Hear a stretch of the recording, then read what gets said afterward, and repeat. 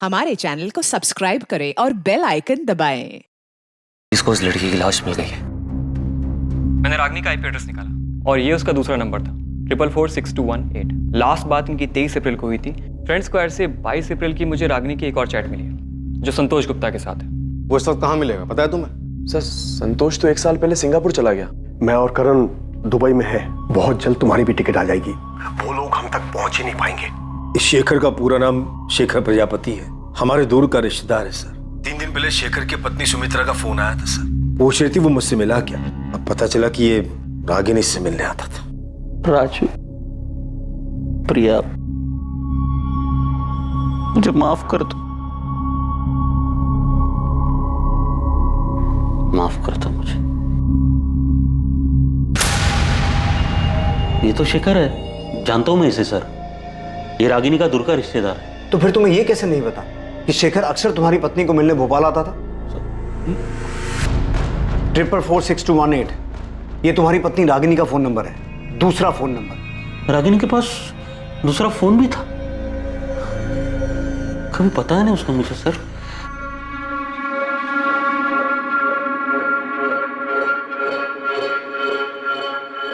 रागिनी, अब तक सब्जी काट रही है तू? बच्चे स्कूल के लिए तैयार हो चुके हैं, टिफिन कब बनाएगी? माँ भी बना देती हूँ।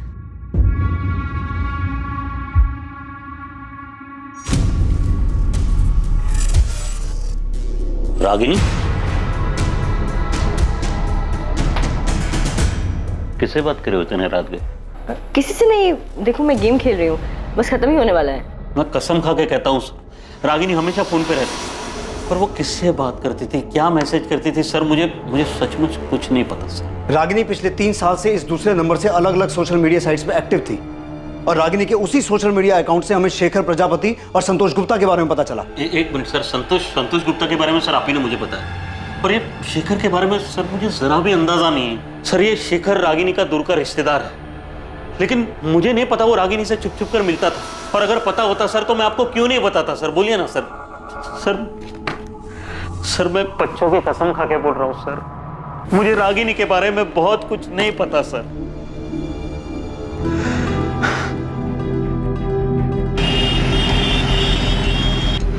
रागिनी गोयल, शेखर भोपाल में रागिनी से मिलने जाते थे?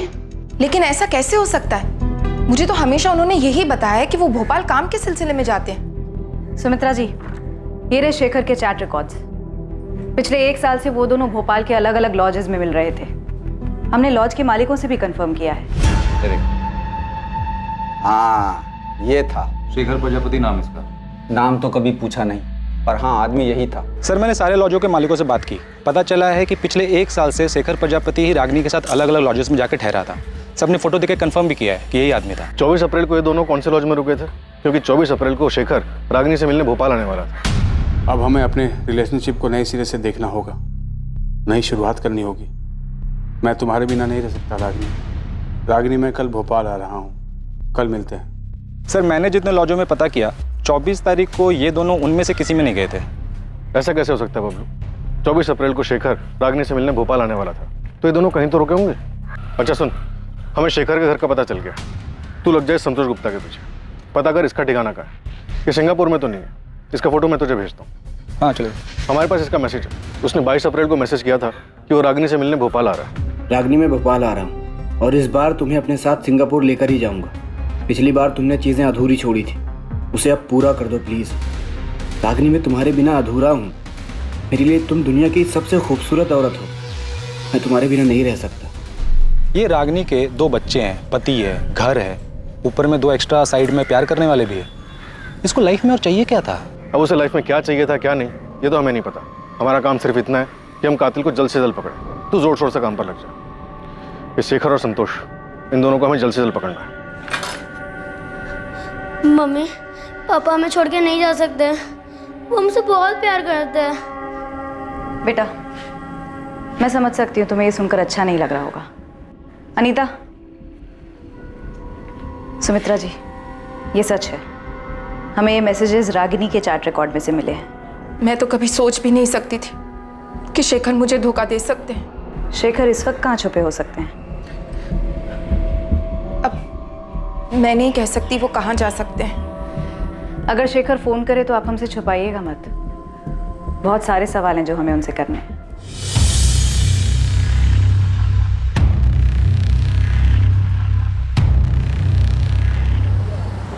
सर, अगर संतोष सिंगापुर में आपका फोन नहीं उठा रहा तो इसमें मैं क्या कर सकता हूँ? मेरी खुद उससे 3 महीने पहले बात हुई और इसी नंबर पर जो मैंने आपको नंबर दिया है उसका सिंगापुर का, वही उसका नंबर है। वही नंबर जो अब बंद आ रहा है। गौतम, हमारे पास प्रूफ है कि संतोष रागिनी से मिलने भोपाल आने वाला था। 22 अप्रैल का मैसेज है उसका हमारे पास। मुझे नहीं पता सर कि वो भोपाल आया था, अभी भोपाल में है या फिर सिंगापुर चला गया, मुझे कुछ नहीं पता सर। संतोष की फैमिली कहाँ रहती है इतना तो पता होगा तुम्हें? जी, जबलपुर में है, ये उसी ने मुझे बताया।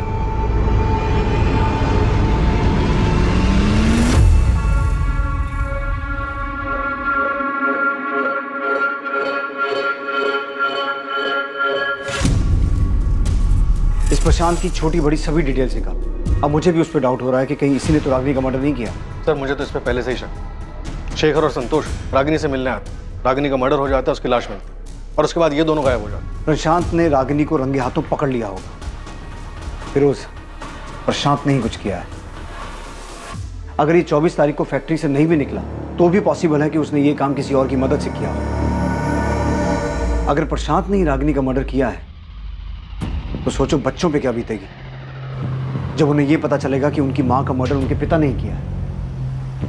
सर, मैं प्रशांत की फैक्ट्री जाकर पता करता हूँ। यह पता लगाओ कि रागिनी के मर्डर में उसने किसे और कैसे इस्तेमाल किया है। अगर ऐसा कुछ हुआ है तो मुजरिम जो भी हो हमें उस तक पहुंचना होगा।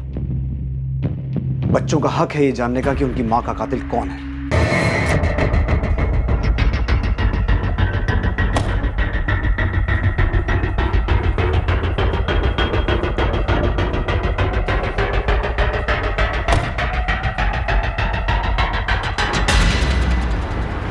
मम्मी की फ्लाइट मुंबई से 2 बजे की, वो एयरपोर्ट के लिए निकल चुकी। अच्छी बात है। वहाँ वो सुनील, वो अब तक निकला कि नहीं? हाँ, वो भी निकल चुका है।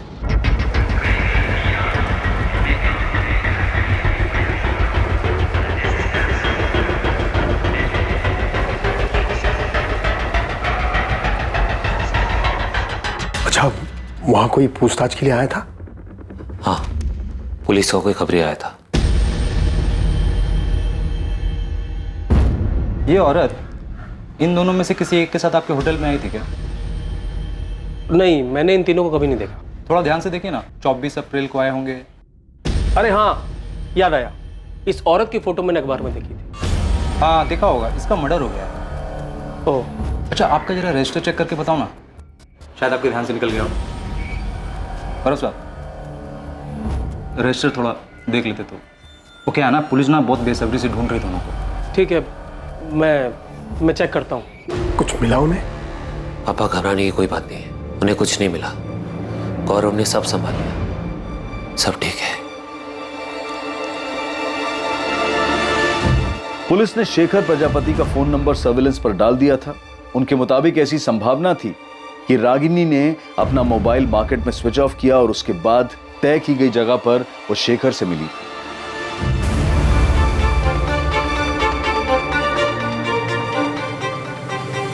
इसके साथ साथ पुलिस संतोष गुप्ता के परिवार को भी ढूंढने में जुटी थी, जिससे वो संतोष गुप्ता के ठिकाने तक पहुंच सके। साथ ही उन्हें यह भी अंदेशा था कि जिस आदमी से फोन ऑफ करने के बाद रागिनी मार्केट में मिली थी वो संतोष भी हो सकता था। पुलिस संतोष और शेखर को पूरी मेहनत से तलाश कर रही थी, जो अब तक उनकी पहुंच से बाहर थे। सिर्फ ये 2 लोग ही नहीं, बल्कि एक लाश भी उनकी जानकारी, उनकी पहुंच से बाहर थी। एक दूसरी लाश जिसका उन्हें अंदाजा तक नहीं था।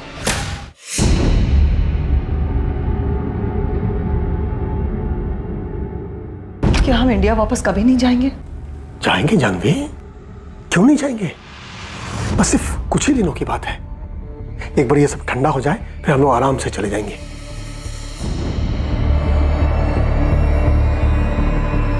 क्या सिर्फ एक ही लाश थी जो पुलिस को अब तक नहीं मिली थी, या फिर और भी लाशें मिलनी बाकी थी? रागिनी उस दिन घर से झूठ बोलकर क्यों निकली थी? वो कहां जाने वाली थी, क्या करने वाली थी, उसका प्लान क्या था, और क्या उसके इस प्लान के बारे में उसके पति प्रशांत को पहले से पता था? सर, मैंने आपको पहले भी बताया था कि 24 अप्रैल को प्रशांत यहीं फैक्ट्री में था, और ये बात 100% सच है। प्रशांत की वाइफ का मर्डर हुआ है और जिन 2 लोगों के साथ उसका अफेयर चल रहा था, संतोष और शेखर, उन दोनों का कोई अता पता नहीं है। तो हो सकता है कि हम एक ही सवाल आपसे बार बार पूछें। अब चूंकि बार बार आप ये सवाल हमसे कर रहे हैं, इसलिए मैंने उसके असिस्टेंट गिरीश से भी पूछताछ की। मैंने उससे पूछा कि 24 अप्रैल को प्रशांत के बर्ताव में कुछ अजीब था क्या। तो क्या बताया गिरीश ने? सर उसने बताया कि 24 अप्रैल को प्रशांत बार बार आके उससे कुछ ना कुछ पूछ रहा था। अब गिरीश, वो प्राइम चॉइस ऑटोमोबाइल्स का ऑर्डर निकला क्या? हाँ, वो तो कल शाम को ही निकल गया था। शाम को ही? हाँ। और हाँ, ये जेपी स्पेयर पार्ट्स का? सर वो कैसे निकलेगा? उस ऑर्डर पे तो अभी काम चल रहा है ना। काम हुआ नहीं अभी तक। गिरीश, प्रशांत तुम्हारे पास बार बार आ रहा था, इस बात में क्या अजीब लगा तुम्हें? जिस तरीके से वो उस दिन बार बार आ रहे थे, ऐसा लग रहा था कि वो ये दिखाना चाहते कि वो फैक्ट्री में ही है। मतलब वो अपनी मौजूदगी जताना चाह रहा था कि वो उस दिन फैक्ट्री में है, और ऐसा वो जानबूझ के कर रहा था? अब सर जो कुछ था हमने बता दिया। क्या बताऊं मैं सुमित्रा, कुछ समझ में नहीं आ रहा मुझे। प्रशांत, आप जितना जानते हैं मैं तो उतना भी नहीं जानती। आपको ये तो पता है कि रागिनी नहीं रही, मुझे तो ये भी नहीं पता कि शेखर कहाँ है। पुलिस 24 घंटे हमारे घर के बाहर खड़ी है। उन्हें लगता है शेखर ने रागिनी को मारा है। प्रशांत? हाँ, सुन रहा हूँ मैं। सुमित्रा, मुझे कुछ नहीं पता शेखर के बारे में। शेखर और रागिनी के बीच जो कुछ भी चल रहा था, वो क्या पिछले साल इंदौर में जीतू की शादी के दौरान शुरू हुआ था? नहीं पता मुझे सुमित्रा, कुछ नहीं पता कब, क्यों और कहाँ ये सब शुरू हुआ। लेकिन प्रशांत, जीतू की शादी में ही तो हम सब पहली बार मिले थे। शिवलाल काका भी यही कह रहे थे कि शेखर और रागिनी उससे पहले कभी नहीं मिले थे। रागिनी मेरे लिए एक पहेली थी, पहेली है, जान ही नहीं पाया मैं उसे।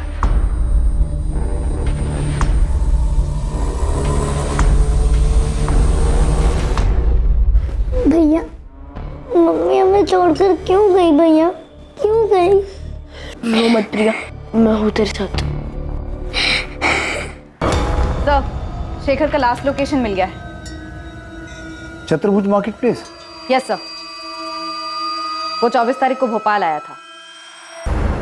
ना तो शेखर की पत्नी सुमित्रा और ना ही रागिनी के मामा शिवलाल हमें बता पा रहे हैं कि शेखर कहाँ हो सकता है। हाँ सर, इन दोनों से कोई इन्फॉर्मेशन नहीं मिली। बस इतना पता चला कि शेखर अहमदाबाद में एक ट्रेडिंग कंपनी में काम करता था। कंपनी से पता चला कि वो महीने में सिक लीव लेता था और अपनी पत्नी को कहता था कि वो भोपाल काम से जा रहा है। और संतोष गुप्ता, उसके बारे में कुछ पता चला? उसके जबलपुर वाले घर का पता मिल गया। वहाँ की पुलिस उसके माँ बाप से मिल भी चुकी है। साहब, संतोष यहाँ नहीं है। करीब 1 साल हो गया उसे घर पर आए हुए। आप चाहो तो पूरे घर की तलाशी ले लो। तलाशी तो हम लेंगे नरेंद्र जी, लेकिन अगर वो हमें नहीं मिला तो आप लोग हमारी नजर में आ जाएंगे। साहब, हम तो जानते भी नहीं है कि रागिनी है कौन। और रही बात संतोष की, तो जब से वो सिंगापुर गया हमने उसकी शक्ल भी नहीं देखी है। देखिए, ये तो साफ हो चुका है कि संतोष का रागिनी के साथ 2 साल से चक्कर चल रहा था और रागिनी संतोष के पास 1 महीना रही भी थी। और अब ये भी साफ हो चुका है कि संतोष रागिनी से मिलने भोपाल आने वाला था, और जिस दौरान वो रागिनी से मिलने भोपाल आने वाला था उसी टाइम पे रागिनी का कत्ल हुआ है। देखिए, भोपाल पुलिस ढूंढ रही है उसे। साहब, इसमें हम क्या कर सकते हैं? हमें डरा धमका कर कि आपको क्या मिलने वाला है। और साहब, अगर हमारी उससे बात हुई होती या अगर वो यहाँ होता तो हम आपसे क्यों छुपाते? सर, जबलपुर पुलिस ने पता किया।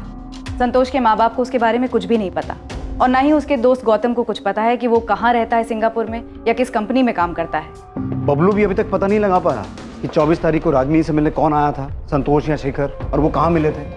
नहीं सर, उसके हाथ दोष नहीं लगा। बस इतना पता चला कि 24 तारीख को प्रशांत फैक्ट्री में था पर अजीब बर्ताव कर रहा था, नॉर्मल नहीं था। लेकिन इतना समझ में नहीं आ रहा है कि उसने रागिनी को अगर मारा तो कैसे। उसके फोन रिकॉर्ड से भी कुछ नहीं मिला। फिरोज, हमसे ऐसा क्या छूट रहा है, क्या मिस हो रहा है कि सामने आ ही नहीं पा रहा कि रागिनी उस दिन संतोष या शेखर में से किसे मिली, कहाँ मिली? कहीं तो मिले होंगे ना वो लोग। अगर प्रशांत ने किसी और को भी रागिनी के पीछे भेजा होगा तो रागिनी कहीं तो गई होगी, कहीं तो उसका मर्डर हुआ होगा। किसी ने तो ये सब किया होगा ना, किसी गाड़ी, किसी ट्रांसपोर्ट का इस्तेमाल हुआ होगा, और जाहिर सी बात है मर्डर है तो पैसे भी लिए दिए गए होंगे। ऐसा कैसे हो सकता है कि मर्डर करने वाले ने कोई गलती नहीं की? वो आराम से छुपा बैठा है, इतनी सफाई से काम किया है कि हमारे हाथ एक क्लू तक नहीं लगा। सर, इंटरनेशनल नंबर है, उठाओ। हेलो सर, मैं संतोष गुप्ता बोल रहा हूँ। संतोष, कहाँ हो तुम? हाँ संतोष, कहाँ हो तुम? सर, मैंने रागिनी को नहीं मारा है। देखिए सर, मैं रागिनी को भोपाल में मिला जरूर था, लेकिन मैंने उसको नहीं मारा। देखिए, मैं रागिनी से प्यार करता था, उससे शादी भी करना चाहता था। संतोष, तुम अभी कहाँ हो? सर, अभी मैं सिंगापुर में हूँ। जब मैंने न्यूज़ देखा कि रागिनी का किसी ने मर्डर कर दिया है तो 30 तारीख को मैं सिंगापुर वापस आ गया था। तुम रागिनी से मिले थे? हाँ, 23 तारीख को भोपाल में मैं रागिनी से मिला था। रागिनी मुझे सिंगापुर में नई जॉब मिल गई है और सैलरी भी बहुत अच्छी है। तुम चलो ना मेरे साथ सिंगापुर, हम दोनों बहुत खुश रहेंगे। संतोष, इतने दिनों बाद तुम्हें देखकर बहुत अच्छा लग रहा है। तो फिर चलो ना मेरे साथ रागिनी। रागिनी, मैं तुमसे बहुत प्यार करता हूँ और मुझे हमेशा से ही लगता है कि हम दोनों एक दूसरे के लिए ही बने। किस्मत ने हमें फिर से मिलाया है, इस बार मौका हाथ से मत जाने दो। 2 साल पहले भी मैंने तुम्हें मनाने की कोशिश की थी कि शादी कर लेते, नई दुनिया नया घर बनाते। रागिनी, हम जबलपुर चलते हैं, वहाँ चल के शादी कर लेते। वहाँ पे मेरा अपना घर है, मम्मी है, पापा है, वहाँ कोई प्रॉब्लम नहीं होगी। नहीं संतोष, मैं अपने घर जाऊंगी। पर क्यों? वो घर तो तुमने छोड़ दिया ना रागिनी, फिर क्यों वापस जाना चाहती हो? बच्चों के लिए, मुझे उनकी याद आ रही है। रागिनी, पूरा 1 महीना हो गया तुमको घर छोड़े हुए, और इस 1 महीने में ना तो तुम्हारे पति ने तुमको ढूंढने की कोशिश की है, ना ही तुम्हारे बच्चों ने। फिर क्यों जाना चाहती हो उस घर में? देखो संतोष, मुझे प्रशांत की चिंता नहीं है, पर राजू और प्रिया मेरे बच्चे हैं। अब तक तो प्रशांत ने उन्हें बता दिया होगा कि मैं उन्हें छोड़कर चली गई। रागिनी, मेरी बात समझने की कोशिश करो। तुम्हें लाइफ में क्या चाहिए? तुम प्रशांत के साथ खुश नहीं थी इसलिए मेरे पास आई ना। अब मेरे पास खुश हो तो खुश रहो ना। रागिनी, मैं तुमको बहुत प्यार करता हूँ, तुमको जिंदगी भर खुश रखूंगा। एक काम करते, हम अभी शादी करते हैं आज। नहीं संतोष, बेहतर यही होगा कि मैं अपने घर चली जाऊं। रागिनी, मैं तुम्हारे बिना नहीं रह सकता, और मैं फिजिकल रिलेशन की बात नहीं कर रहा हूँ, सारी जिंदगी साथ देने की बात कर रहा हूँ। रागिनी, मैं सिंगापुर से सिर्फ तुम्हारे लिए आया हूँ, प्लीज हाँ कर दो। रागिनी, क्या सोच रही हो? प्लीज चलो ना मेरे साथ। संतोष, इस तरह से अचानक उठ के मैं तुम्हारे साथ नहीं आ सकती। क्यों नहीं आ सकती? 2 साल पहले भी तो अचानक ही होशंगाबाद आई थी ना मेरे पास। तुमने मुझे तक नहीं बताया था, सीधा आके डोरबेल बजाई थी, और जब मैंने दरवाजा खोला तो सामने तुम खड़ी थी। फिर अब क्यों नहीं? संतोष, मुझे सोचने के लिए थोड़ा वक्त चाहिए।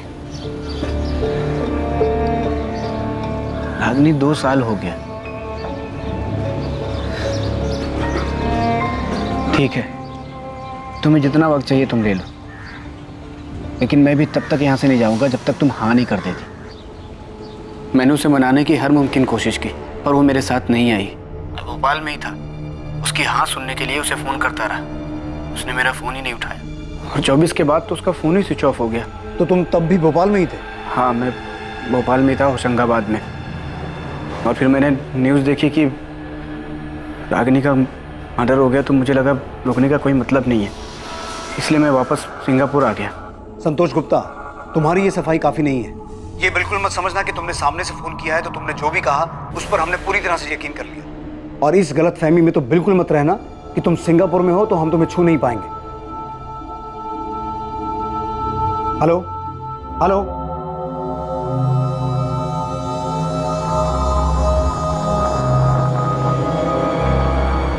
फिर इसके बाद वहीं तक सच होगी जहां तक ये रागिनी को मना रहा है। रागिनी के मना करने और इसकी ये बात मान लेने की कहानी सब बकवास है। हो सकता है बकवास हो फिरोज, पर मुझे ये रागिनी समझ में नहीं आ रही। क्या औरत थी ये? एक तरफ शेखर, एक तरफ संतोष, 2 बच्चे भी थे। ये कर क्या रही थी? चाहती क्या थी? सर, राजनगर पुलिस स्टेशन से फोन आया था, उन्हें एक डेड बॉडी मिली है। किसकी? शेखर प्रजापति की। डेड बॉडी बोरी में थी।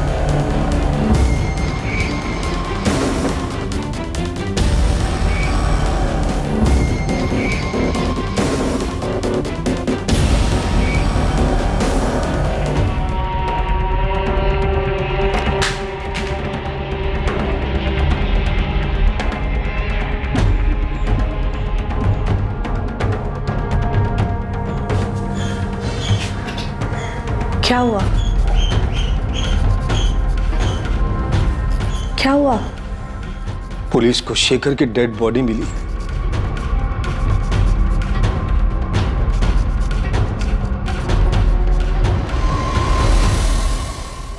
एक दूसरी लाश जो पहले से मौजूद थी लेकिन पुलिस को आज मिली थी, शेखर प्रजापति की थी। उस शेखर प्रजापति की जिसके रागिनी के साथ नाजायज संबंध थे। पहले रागिनी की लाश मिलती है जिसकी बेरहमी से गला दबाकर हत्या की गई, और फिर कुछ दिन बाद शेखर की लाश सामने आती है। अब पुलिस के लिए इस केस में 2 अहम संदिग्ध होने वाले थे। पहला रागिनी का पति प्रशांत, और दूसरा उसका चाहने वाला संतोष गुप्ता, जो पहले ही सिंगापुर जा चुका था। शेखर की मौत का कारण पुलिस के लिए एक और बड़ा झटका साबित होने वाला था। एक्चुअली बॉडी जिस हालत में मिली है या जिस तरह से डिकम्पोज हो चुकी है, सही वक्त बताना मुश्किल है। पर ऐसा हो सकता है कि इसका मर्डर भी रागिनी की तरह 24 अप्रैल को ही हुआ हो। पॉइजन? जी। तो आप ये कहना चाहते हैं कि शेखर का मर्डर नहीं हुआ बल्कि इसने आत्महत्या की है? इतना तो श्योर होके बोल सकता हूँ कि इसको जहर जबरदस्ती नहीं दिया गया। हाँ, किसी चीज में मिक्स करके दिया हो तो पता नहीं।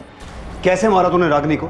शेखर को जहर कैसे दिया? अब ये मत कहना कि तुझे कुछ नहीं पता, क्योंकि हमें पता है कि 24 तारीख को तू अपनी फैक्ट्री के स्टाफ को जानबूझ के ये जता रहा था कि तू वहां है। किसे भेजा था उनके पीछे?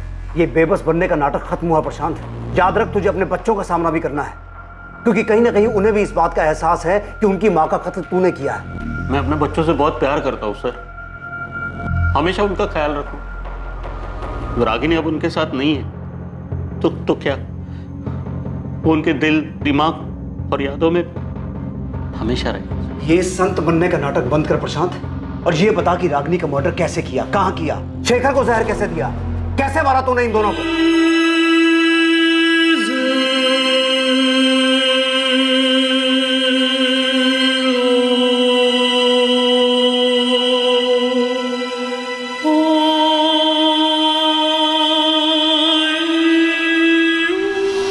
तेरे बच्चे राजू और प्रिया, शेखर की बेटी नेहा, इन सब मासूमों की जिंदगी बर्बाद कर दी तू।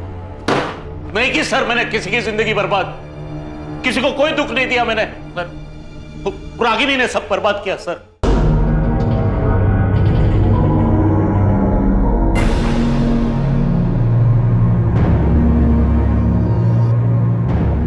मुझे बिल्कुल भी अंदाजा नहीं था कि रागिनी के शेखर और संतोष नाम के आदमियों के साथ नाजायज संबंध। सर ये बात सच है और हमेशा सच रहेगी। आप चाहे मुझ पर कितना भी शक करो कि मैंने मारा है रागिनी को। सर मारा होता ना तो कबूल करने में मुझे कोई दिक्कत नहीं थी, क्योंकि ये बात किसी से नहीं छुपी कि रागिनी मेरे साथ खुश नहीं थी और ना ही मैं उसके साथ खुश थी। और ये बात भी नहीं छुपी कि हमारी शादी में कुछ नहीं बचा था, मर चुकी थी वो। आपको अंदाजा भी नहीं होगा कि मैंने अकेले बच्चों को कैसे पाला है। मां के होते हुए वो मां जो बस लगातार फोन पे लगी रहती थी, 24 घंटे किसी के साथ बातें करती रहती थी। सर आपके सामने तो सिर्फ शेखर और संतोष के नाम आए ना, और न जाने कितने नाम और भी होंगे, लोग होंगे जो अभी तक बाहर नहीं आए, छुपे हुए हैं। कैसा महसूस होता होगा मुझे एक पति को जब उसकी पत्नी बिना कुछ बताए घर के बाहर इसलिए निकलती ताकि वो दूसरे मर्दों के साथ नाजायज संबंध बना सके, अपने सुख के लिए, अपने परिवार, अपने गृहस्थी, यहां तक कि अपना बच्चों का भविष्य दांव पे लगाते। सर मेरी बात छोड़िए मुझे जाने दीजिए। और वो क्या थी, ऐसा क्यों कर रही थी सर वो? मैं क्या, उसके खुद के मामा जी भी पता नहीं पा रहे, समझ नहीं पा रहे। Neeta, foreign commissioner office request भेजो संतोष को सिंगापुर से इंडिया लाने के लिए। मुझे किसी भी कीमत पर वो आदमी यहाँ चाहिए। सर अभी भेज देते। एक औरत ऐसे ही किसी को गार्डन में मिली, कोई आया, उसका गला दबाया, एक और आदमी को जहर पिला के मार दिया। ऐसा नहीं हो सकता फिरोज। जरूर शेखर और रागिनी कहीं मिले होंगे किसी ऐसी जगह पर जहां संतोष या प्रशांत ने उनका पीछा किया और मार डाला।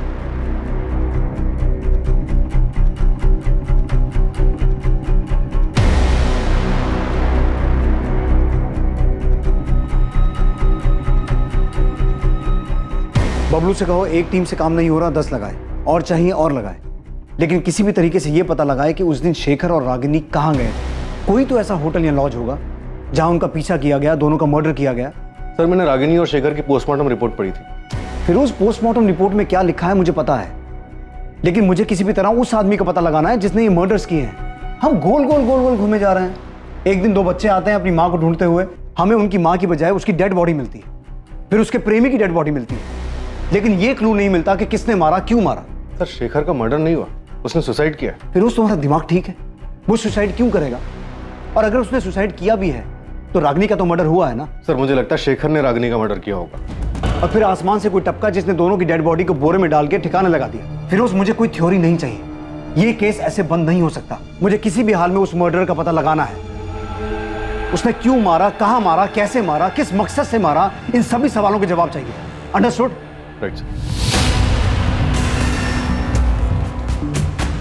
रागिनी और शेखर कहां मिले थे, रागिनी को कहां मारा गया, शेखर को कहां जहर दिया गया, या उसने खुद अपनी जान ली, इन सभी सवालों के जवाब और सच की खोज में पुलिस ने पूरे भोपाल शहर को खंगालने की ठान ली।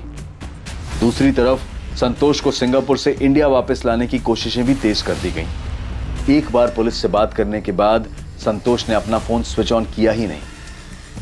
वो ना तो अब किसी फोन और ना ही किसी मैसेज का जवाब दे रहा था।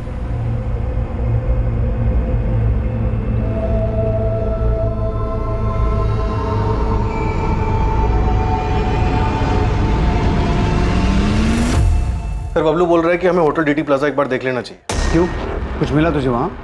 नहीं सर, कुछ नहीं मिला, इसी के लिए तो बोल रहा हूँ सर। बबलू, अंधेरे में तीर मत चला। मुझे इस केस में स्ट्रॉन्ग लीड चाहिए। इस बात की लीड कहीं से नहीं मिल पा रही है कि रागिनी और शेखर मार्केट में मिलने के बाद गए कहाँ। सर मैंने हर लॉज छान मारा। डीटी प्लाजा आपके सामने इसलिए रख रहा हूँ क्योंकि सर इसका जो मैनेजर है गौरव सिंधिया, वो मुझे रजिस्टर दिखलाने से मना कर रहा है। 24 तारीख को रागिनी और शेखर नाम से कोई एंट्री नहीं है रजिस्टर में, मैंने चेक किया है, वो लोग यहाँ पे नहीं आए। अरे हाँ, तो कौन सा असली नाम लिखवाने वाले थे रजिस्टर में? नाम बदल के आए होंगे। हाँ, अगर नाम बदल के भी रहते तो शक्ल तो याद रहती ना। और वैसे भी 24 तारीख को होटल पूरा खाली ही था। मैं कह रहा हूँ ना कि वो लोग यहाँ पे नहीं आए। सर ये बोल के उसने मुझे डरका दिया, पर छोटा सा होटल है और फील्डिंग की तो पता चला होटल में काम करने वाला एक बंदा है सुनील मीना नाम का, जो लंबी छुट्टी पर गया है। बबलू भाई झोल क्या है वो तो पता नहीं, लेकिन उस होटल में एक वर्कर सुनील मीना 27 अप्रैल से गायब है। गायब है मतलब लंबी छुट्टी पे।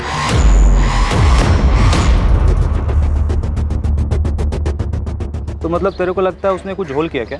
हाँ भाई, क्योंकि जानता है गणेश, ये शेखर और रागिनी कहाँ मिले, मिलकर कहाँ गए, कौन से चद्दर पलटी होटल में रुके, कुछ पता नहीं चल पा रहा है। भाई होटल तो ये भी चद्दर पलटी और मालिक है एकदम कंजूस। मतलब इतना कंजूस है ना कि एक भी रूम खाली रह जाए तो मर जाता था।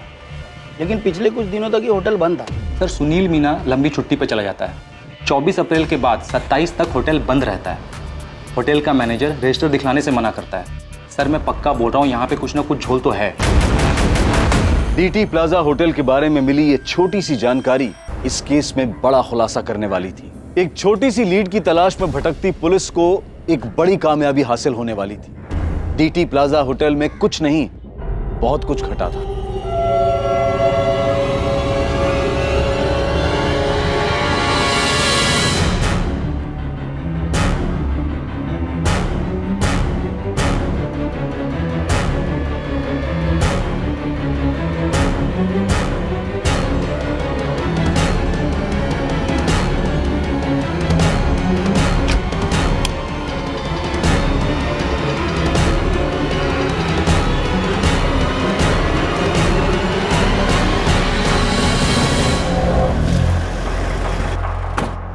तो ही है ना गौरव सिंधिया, यहाँ का मैनेजर? हमारे आदमी को रजिस्टर क्यों नहीं दिखा रहा था? चल रजिस्टर निकाल। सब ये रहा।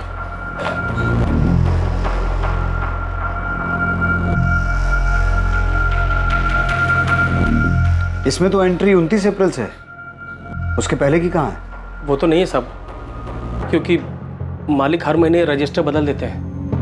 हिसाब किताब के लिए पुराना रजिस्टर साथ ले जाते हैं सब। पुराना रजिस्टर अपने साथ ले जाते हैं, लेकिन अप्रैल का महीना 30 का होता है और इसमें एंट्री 29 तारीख से है। तो नया रजिस्टर लगाने के लिए महीना खत्म होने का इंतजार क्यों नहीं किया? सब वो इस बार थोड़ा जल्दी ले गए सब। सुनील मीना नाम का एम्प्लॉय यहीं काम करता है ना?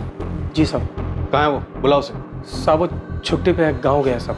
बड़ा शहंशाह आदमी है, गाँव गया है और फ़ोन बंद करके बैठा है। वैसे तेरे मालिक धर्मेंद्र तिवारी का भी फ़ोन बंद है, उसका घर भी बंद है, ताला लगा है।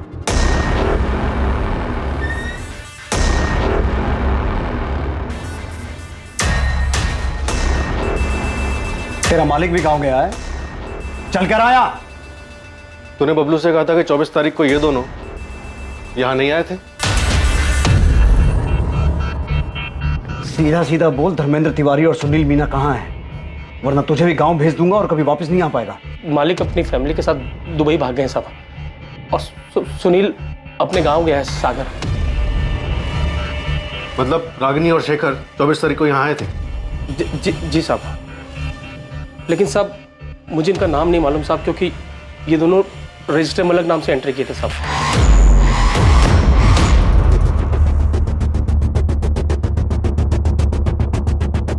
इन दोनों को किसने मारा? इसने या इसने?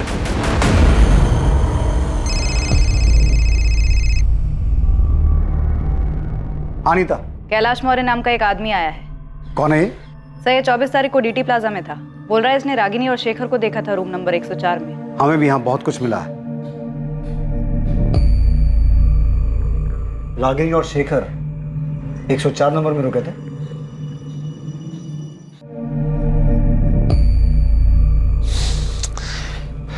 गौरव फोन ही नहीं उठा रहा। तो होटल के लैंडलाइन में फोन करो ना। किया था, पर वहां कांस्टेबल था इसलिए बात नहीं हो पाई। पुलिस को सब पता चल गया क्या?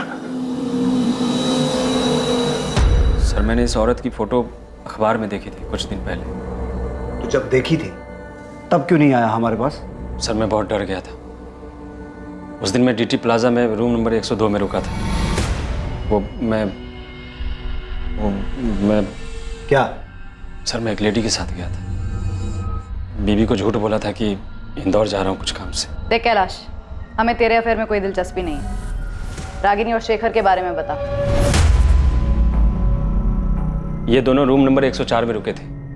इतना चिल्ला रहे थे, इतना झगड़ा कर रहे थे कि मैं परेशान हो गया था। एक बार नहीं बोला ना। देखो शेखर, तुम मेरे साथ जबरदस्ती नहीं कर सकते हो। या तो तुम अभी डिसाइड करो, ये आज हम दोनों की जिंदगी का आखिरी दिन होगा, बोल रहा हूं मैं। तुम्हें होश भी है? तुम क्या कह रहे हो? हाँ, तुम्हारी भी फैमिली है और मेरी भी। हमारे बीच जो है उससे ज्यादा और कुछ नहीं हो सकता, और उससे ज्यादा तुम डिमांड भी नहीं कर सकते। हाँ क्या भाई? सॉरी यार, थोड़ा धीरे बात करो। यहाँ तुम लोग चिल्ला रहे हो, मुझे डिस्टर्ब हो रहा है। हम अपने रूम में चिल्ला रहे हैं, तुम्हें इसमें क्या प्रॉब्लम हो रही है? तुम अपने रूम में रहो ना। भाई मैं अपने ही रूम में हूँ, तुम्हारी आवाज वहां तक आ रही है। हाँ ठीक है, सॉरी, अब नहीं आएगी, जाओ। इतना बोलने के बाद भी इनका झगड़ा बंद नहीं हुआ। थक हार के मुझे रूम सर्विस पे फोन करना पड़ा।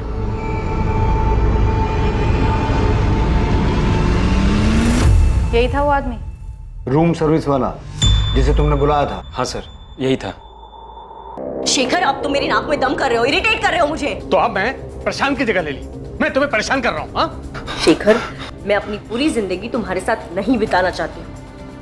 अभी सब कुछ कितना अच्छा है हमारे बीच। तुम मतलब तुम ये चाहती हो कि मैं अहमदाबाद से अपने 20 बच्चों को छोड़कर तुम्हें खुश करने यहाँ आता रहूं और तुम मेरी खुशी का बिल्कुल ध्यान नहीं रखोगी? एक मिनट, मैं भी अपने पति और बच्चों को छोड़कर आ रही हूँ यहाँ, और तुम यहाँ सिर्फ मेरी खुशी के लिए नहीं, अपनी खुशी के लिए भी आते हो। और हमेशा से यही रहा था हमारे बीच, और यही रहेगा। और इस तरह तुम नहीं मांग सकते। मांग सकता हूँ, बिल्कुल मांग सकता हूँ।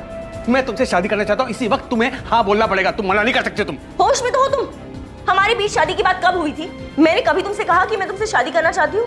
एक शादी करके देख ली है मैंने, और अब तक पछता रही हूँ। बच्चे हैं इसलिए झेल रही हूँ। लेकिन मैं तुम्हारे ये नखरे नहीं झेलूंगा रागिनी। क्या हुआ? हाँ? सर सामने वाला थोड़ा परेशान हो रहा है, थोड़ा धीरे बात कीजिए ना। हाँ ठीक है, ठीक है, ठीक है। Thank you. फिर रात के करीब 12 साढ़े 12 बजे के बाद उस कमरे से आवाज आनी बिल्कुल बंद हो गई। फिर मैंने सुबह 7 बजे होटल छोड़ दिया। तुम्हारे साथ कौन थी उस दिन? वो लेडी? प्लीज मैडम, इसमें हमें मत घसीटिए। वो भी शादीशुदा है और मैं भी। बेकार में हम दोनों के घर टूट जाएंगे। तुझे अपना बयान डिटेल में लिखवाना होगा। अगर तू हमारे पास पहले आ गया होता ना, तो ये केस बहुत पहले सॉल्व हो गया होता। सुनील मीना जो सागर में अपना मोबाइल बंद करके बैठा था, पुलिस ने उसे सागर के ही उसके घर से अरेस्ट किया। रागिनी के कत्ल और शेखर की मौत का सच चौंका देने वाला था। क्या हुआ था डीटी प्लाजा में?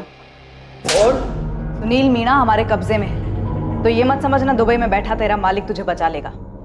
मैडम साहब, मैं तो सिर्फ नमक का फर्ज अदा कर रहा हूँ साहब। उनको मारने मेरा हाथ नहीं है साहब, मैंने नहीं मारा। ये डायलॉग बाजी बंद कर। अगर तेरा हाथ नहीं है तो रागिनी और शेखर को मारा किसने? होटल में से किसी का हाथ नहीं साहब, किसी ने नहीं मारा। तो फिर रागिनी और शेखर मरे कैसे? साहब 25 तारीख की सुबह जब सुनील रूम सर्विस के लिए गया था साहब, तो वो लोग दरवाजा ही नहीं खोल रहे थे साहब। सुनील ने मुझे बताया तो मैं चेक करने के लिए गया था। रात भर झगड़ा कर रहे थे, अब दरवाजा नहीं खोल रहे हैं। बैल बजा बजा के थक गया सर मैं।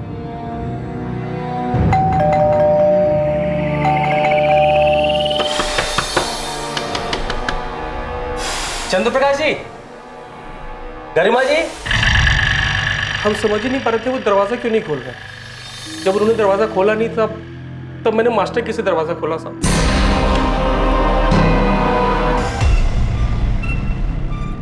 साहब मैंने तुरंत तिवारी जी को फोन किया साहब, वो फौरन अपने बेटे करण के साथ होटल आ गए। पापा दोनों मर चुके। कैसे हुआ ये? किसने किया? सर पता नहीं सर ये दोनों रात भर बहुत जोर से झगड़ा कर रहे थे। सुबह हमने दरवाजा खोला तो देखा दोनों मरे पड़े।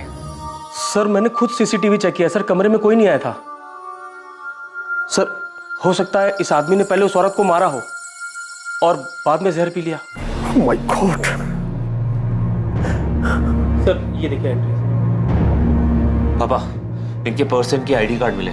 लड़की का नाम था रागिनी गोयल और लड़के का नाम शेखर प्रजापति। सर वो तो मैं देखते ही समझ गया था कि दोनों फर्जी नाम से ठहरे हैं। अब क्या करें? पुलिस के पास जाएंगे तो खामखा बात फैलेगी, होटल का नाम खराब होगा, धंधा बंद हो जाएगा और हम सब फंस जाएंगे, वो अलग। क्योंकि पुलिस तो ये मानेगी नहीं कि इन दोनों के बीच झगड़ा हुआ था और इसलिए इस आदमी ने ये सब किया है। पापा, हम इनको जानते ही नहीं है। इन्होंने रजिस्टर में भी गलत नाम लिखा है। इनके फैमिली वाले जो भी है यहाँ तक पहुंच ही नहीं पाएंगे। तुम कहना क्या चाहते हो? यही कि अगर हम इनकी बॉडी ठिकाने लगा दें तो किसी को पता ही नहीं चलेगा ये लोग यहाँ कभी आए भी थे या इधर कुछ भी हुआ था। सर, इस सुनील ने कबूल किया है किसी ने लाश ठिकाने लगाई थी। बोल। मालिक का नमक खाया साहब। अब आप ही बताओ, मालिक के साथ नमक हरामी कैसे कर सकते थे? और सब सच कह रहे, इसमें हमारे मालिक का भी कोई कसूर नहीं है साहब। तूने भी नमक खाया है साहब? ये बोल, बॉडीज को ठिकाने कैसे लगाया? गाड़ी किसकी थी? सब वो गाड़ी मेरे दोस्त बिरजू की थी। होटल में कहीं भी सीसीटीवी नहीं दिखा, सब उखाड़ दिए। वो तो मालिक ने ही कहा था साहब कि सीसीटीवी अब रजिस्टर हटा दो, वो सब अपने साथ लेके गए साहब। सब तुम्हारा मालिक धर्मेंद्र तिवारी और उसका बेटा करण दुबई में कहाँ छुपे बैठे हैं? पता नहीं साहब, किसी होटल में है साहब। अभी भी झूठ बोल रहे हो। देखो, सोच लो तुम दोनों, नहीं तो मर्डर करने, मर्डर छुपाने, लाश ठिकाने लगाने और सबूत मिटाने के सारे चार्जेस लगेंगे तुम दोनों पे। इस जिंदगी में तो बाहर नहीं आ पाओगे तुम। साहब सच में मुझे कुछ नहीं पता, हमने नहीं मारा उन दोनों को साहब। मैं आखिरी बार पूछ रहा हूं, दुबई के किस होटल में है तेरा मालिक? धर्मेंद्र तिवारी, इस गलतफहमी में बिल्कुल मत रहना कि सारी जिंदगी दुबई में छुप के बैठ सकते हो। भलाई इसी में है कि चुपचाप वापस आ जाओ, वरना तुम्हारी वो हालत करेंगे। सर मेरी बात सुनिए सर। हमने तो सिर्फ बॉडी फेंकवाया था सर, और वो भी हमने इसलिए किया क्योंकि हम बहुत डर गए थे सर। तिवारी, तूने क्या किया था क्या नहीं किया था ये मैं तभी सुनूंगा जब तू मेरे सामने होगा। अभी मैं तेरी किसी भी बात का यकीन नहीं कर रहा हूं। सर मैं सच कह रहा हूं, मेरे पास रजिस्टर और सीसीटीवी फुटेज दोनों है सर, आप चाहे तो देख लीजिएगा। उस कमरे में कोई नहीं गया सर, उस आदमी ने खुद उस औरत को मारा है और फिर कुछ जहर पी लिया। तिवारी, मैं तुझे 1 दिन का टाइम दे रहा हूं। रजिस्टर, सीसीटीवी और अपने बेटे के साथ तू मेरे सामने होना चाहिए। और अगर ऐसा नहीं हुआ और तूने वहां से कहीं और भागने की सोची तो याद रख, तुझे वहीं से उठवा लूंगा। और इस बात की गारंटी मैं देता हूं कि तुम दोनों इसके बाद ये जिंदगी जीना नहीं चाहोगे। सर मेरी बात सुनिए सर।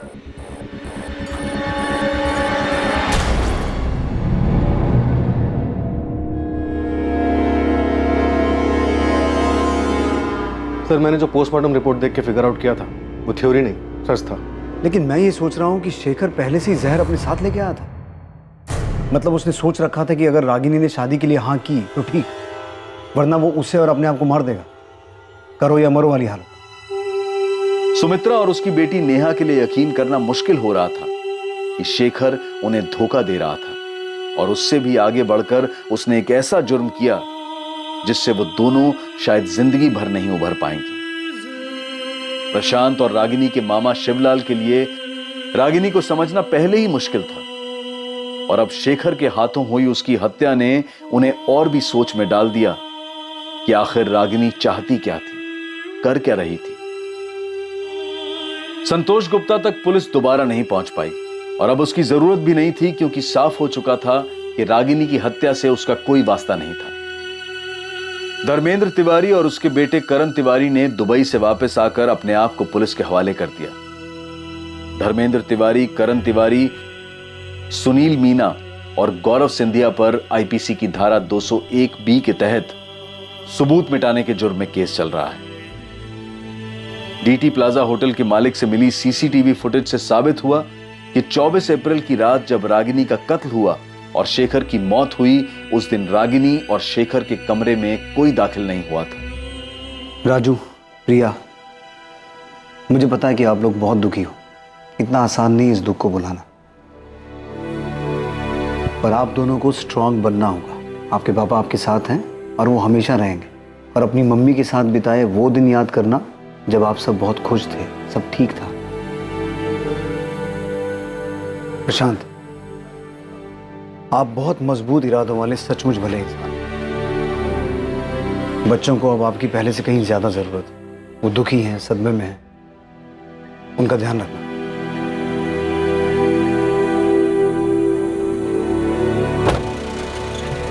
जब बड़े गलती करते हैं तो उस गलती का सबसे ज्यादा बुरा असर बच्चों पर पड़ता है। जब घर के स्तंभ, घर की नींव, माता पिता ये गलत रास्ता चुनते हैं, जो रास्ता उन्हें परिवार से दूर ले जाता है, तब पीछे छूट जाते हैं मासूम बच्चे, जिनकी जिंदगी तहस नहस हो जाती है। परिवार एक इमारत की तरह से होता है जिसे सब लोग मिलकर मजबूत बनाते हैं। ये इमारत प्यार, लगाव, फिक्र और सम्मान पर टिकी होती है।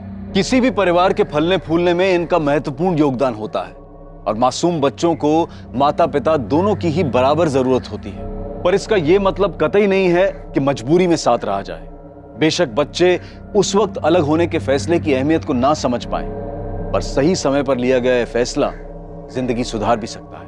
और दूरी से रिश्ता खत्म नहीं होता है, बल्कि दो लोगों के बीच कड़वाहट बढ़ने का खतरा कम हो जाता है। रागिनी और शेखर ने इस रिश्ते से क्या हासिल किया, बल्कि संतोष ने भी क्या पाया। शेखर और रागिनी के बीच जो कुछ भी हुआ उसका अंदाजा भी नहीं लगाया जा सकता, क्योंकि मरने के बाद जिसने उन्हें देखा, वहां जो सुराग मिले उनके मुताबिक कुछ भी साफ नहीं है। बस इतना पता है कि वहां एक जुर्म हुआ, हत्या हुई और किसी ने जहर पिया। इस सब में सच सिर्फ यह था कि दो मासूम बच्चों ने अपनी मां को खोया और एक ने अपने पिता को। ये वो दुखद सच है जिसे झूठ में भी सच नहीं होना चाहिए था। अब मैं अनूप सोनी आपसे विदा लेता हूं।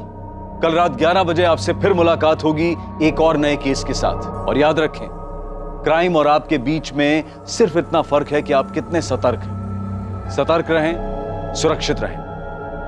जय Hind. For more updates, subscribe to our channel, click the show links and enjoy watching the videos.